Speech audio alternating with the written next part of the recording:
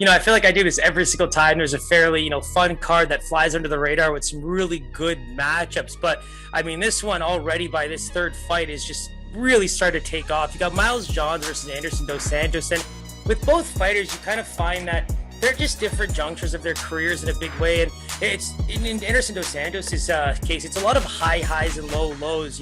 We're going back almost to 2016 to see that he beat Ricky Simone for the Titan FC Bantamweight title. That's a big win for him. And you look at the way the UFC career has unfolded, though, it's an 0-2 record. You look at the way he's lost some of these fights, and it's kind of interesting. Despite a nice, 70-inch reach and on a 5.5 frame, I find that he's just not finding his rhythm, especially on the feet. And he does have to find all these different ways of trying to win, whether it's scrambling into ground or even trying to find ways to land big despite taking a lot of damage. I find that you can see that in some of his bigger fights. You talk about the fight against Martin Day.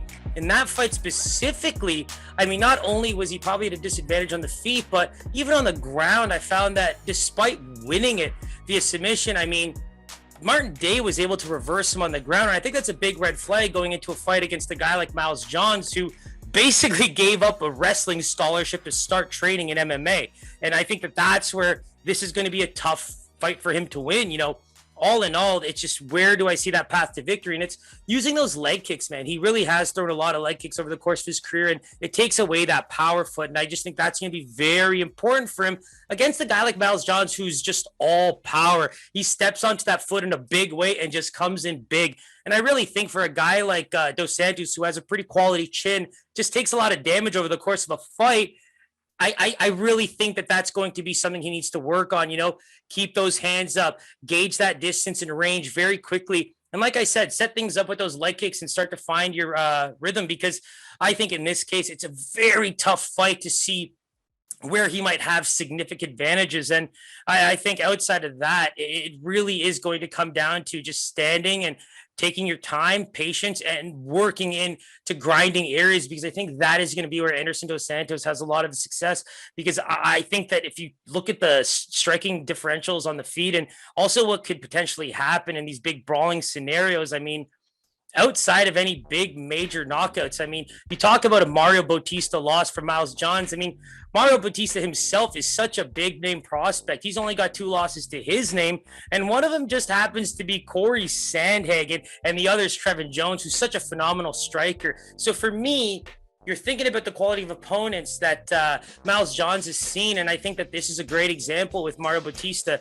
Talked about how good the wrestling was, but he's just really started to take advantage of being an MMA fighter and has power in his hands, can use the wrestling to get it to the ground. And that's where I think he just has an advantage over Anderson Dos Santos. The proven finishing ability in both areas of submission and striking tells me that if Anderson Dos Santos is not able to really slow him down and start to make this a bit of a grinder fight where he can kind of push him against the fence, use that control time to his advantage, avoid taking big shots, and just work it to the ground, I mean, it could be a decision and maybe even a boring one if he comes away with a victory, but I think that is the path to his victory, whereas Miles Johns is just coming in with so much power. We know that Anderson Dos Santos takes a stupid amount of strikes. I mean, striking differential of 2.66 landed versus 4.8. I mean, the guy's been in some brawls already in the UFC, and I think that that's going to be a problem for him.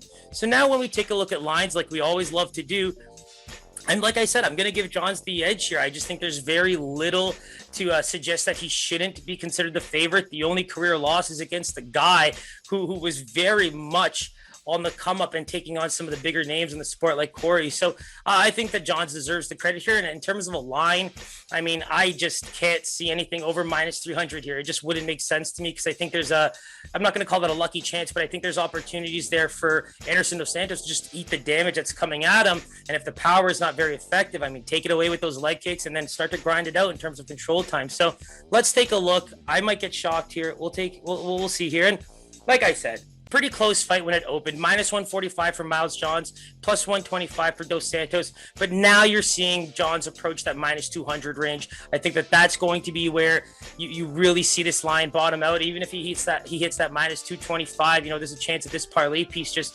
increases his line a little bit.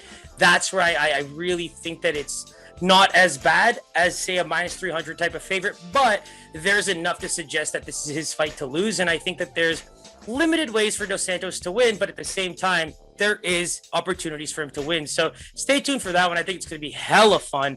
And like I said, a lot of these up and coming fights right now are going to be just standing and banging and see where it goes.